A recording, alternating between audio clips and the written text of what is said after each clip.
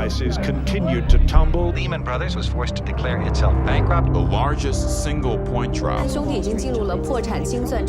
regulators, they had the power to do every case that I made when I was state attorney general. They just didn't want to.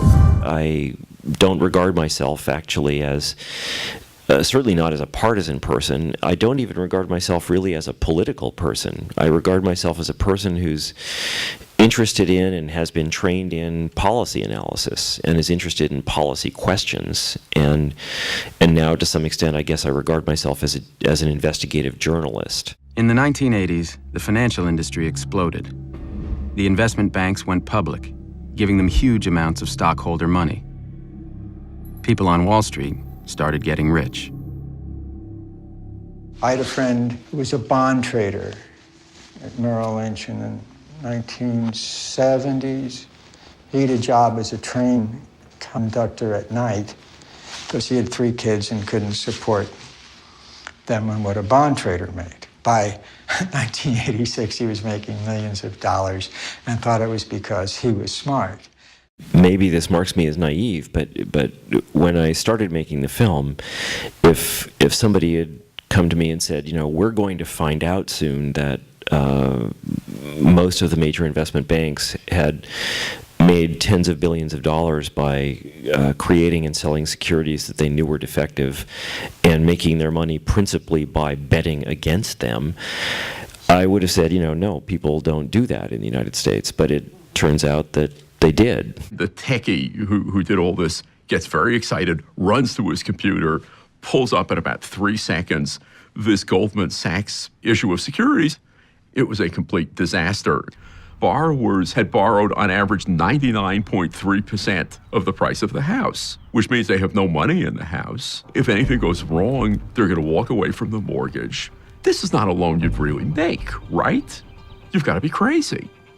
But somehow you took 8,000 of these loans, and by the time the guys were done at Goldman Sachs and the rating agencies, 2/3 of the loans were rated AAA, which meant they were rated as safe as government securities. It's utterly mad. I would say the other thing that stunned me was how incompetent and disorganized and unsystematic was the response of the government to the crisis in 2008. At no point did the administration ever go to all the major institutions and say, this is serious, tell us what your positions are, no bullshit, where are you? Mm-hmm. Well, first, that's what the regulators, that's their job, right? Their job is to understand the exposure across these different institutions, and they have a very refined understanding that I think became more refined as the crisis proceeded. So, forgive me, but that's clearly not true. I mean, what do you mean it's not true? Many people haven't yet understood what the cause of the financial crisis is or was, which is, of course, part of why I made the film. And I think many other people in America are slowly, painfully coming to terms with the fact that, contrary to what they hoped, expected, and thought, that electing Barack Obama wasn't going to resolve the problem. I think that many people thought that by supporting and electing him, that we would be dealing with this problem, and I think it's, for many people in America, a painful, gradual realization that that's not the case. After taking office, Obama spoke of the need to reform the financial industry. We want a systemic risk regulator, increased capital requirements. We need a consumer financial protection agency. We need to change Wall Street's culture. But in its first year, the Obama administration did not enact a single major financial reform.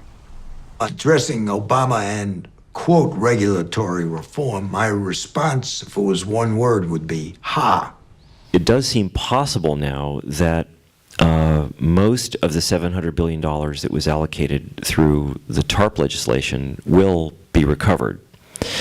However, depending on who you believe, there's a range of estimates, but there's a range of estimates as to what this crisis has cost American society, and the lowest reasonable estimate is several $trillion, and estimates go up to 10, 15, 20 trillion dollars when you combine investment losses, housing losses, unemployment, increase in the American national debt.